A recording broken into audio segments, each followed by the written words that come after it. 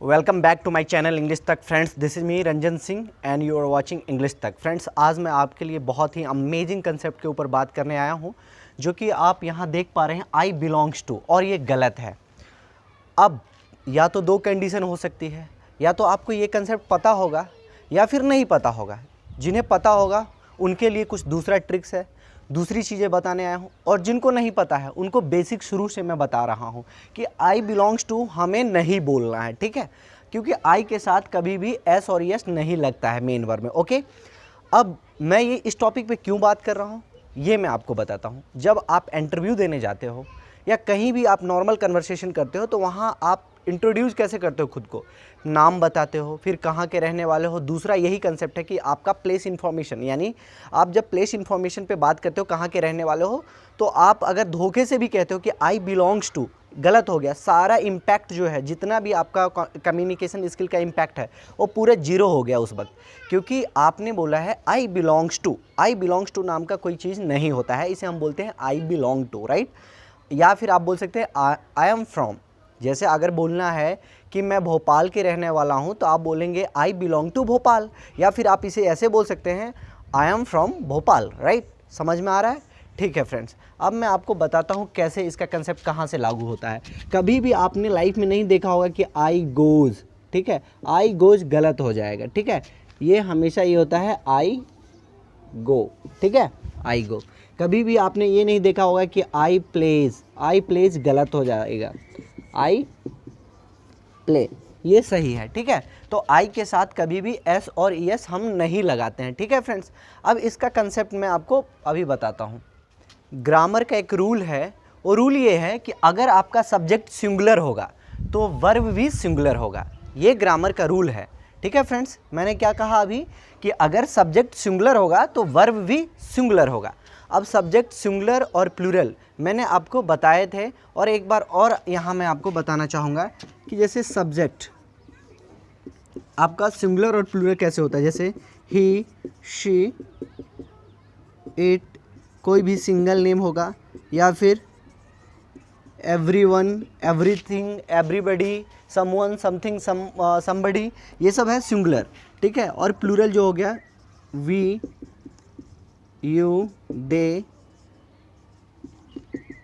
ये सब हो गया आपका प्लूरल सब्जेक्ट, जो कि मैंने बेसिक पार्ट 1 और पार्ट 2 में भी जिक्र किया है। उस वीडियो का लिंक इस वीडियो के डिस्क्रिप्शन में मैं डाल दूंगा, वहाँ से भी आप उस बेसिक पार्ट 1 और बेसिक पार्ट 2 दोनों लेक्चर को आप देख लेना, वहाँ आपको बेहतर समझ में आएगा।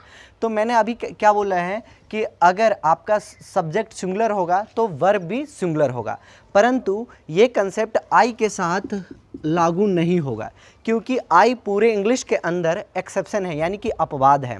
आई मीन्स होता है अकेला, आई मीन्स होता है मैं अकेला हूँ, लेकिन इसके साथ हमेशा प्लूरल के जैसे हम ट्रीट करते हैं। पूरे ग्रामर का जो रूल है वो प्लूरल के जैसे ही इसमें हम आई के साथ अप्लाई करते हैं। Is it okay? समझ में आ रहा है? Very fine. अगर आपको समझ में आ रहा है तो लाइक, कमेंट और शेयर जरूर करें, ठीक है फ्रेंड्स। तो चलिए अभी मैं आपको बताता हूँ कैसे होता है ये सारा चीज़। अब ये सब्जेक्ट आपका सिंगुलर और वर्ब सिंगुलर है, कैसे तो मैं बताता हूँ। सब्जेक्ट अगर हुआ ही तो ये वर्ब भी हो जाएगा ऐसे, अब गोज़। अब यहाँ आपको सबसे पहले मैं ये समझाना चाहूँगा कि जो नाउन होता है, नाउन यानी संज्ञा, मैंने अभी बताया है। तो नाउन में एस और ईएस जैसे ही आप जोड़ते हैं तो वो बन जाता है प्लूरल। नाउन में एस और ईएस आप ऐड करेंगे तो वो बन जाएगा प्लूरल, जबकि वर्ब में एस और ईएस जोड़ेंगे तो हो जाता है सिंगुलर। अब देखो ये कैसा कंसेप्ट है कि नाउन में एस और ईएस जोड़ने से ये हो जाता है प्लूरल, और वर्ब में एस और ईएस जोड़ने से हो जाता है सिंगुलर। जी हाँ, सही सुना आपने, मैंने जो बोला है वो करेक्ट है। जैसे नाउन आपका है, कोई नाउन है, ये बुक है, ठीक है, बुक, उसमें आप एस ऐड करो तो क्या हो जाएगा? बुक्स, तो ये हो जाएगा प्लूरल। अब वर्ब है क्रिया गो, और उसमें आप ईएस ऐड करो तो हो जाएगा गोज़, ठीक है, तो ये हो गया सिंगुलर। तो इस हिसाब से आप देखोगे तो आप यही समझ पाओगे कि ही क्या है, सिंगुलर सब्जेक्ट है। ही क्या है, सिंगुलर सब्जेक्ट है। तो ही के साथ हमने क्या लगाना है, गोज लगाना है। कभी भी ही गो नहीं होता है। जैसे वह जाता है, वह जाता है, तो अगर वह जाता है आपने बोला ही गो तो गलत हो जाएगा।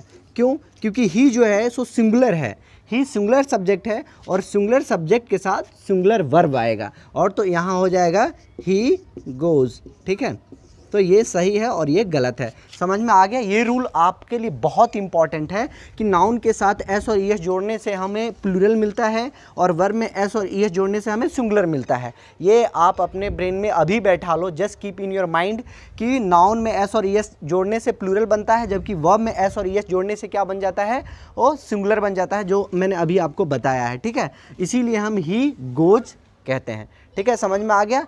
अब एक और रूल है ग्रामर का जो मैं अभी बता रहा हूँ। अब रूल ये है कि अगर सब्जेक्ट आपका प्लूरल है तो वर्ब भी प्लूरल होना चाहिए।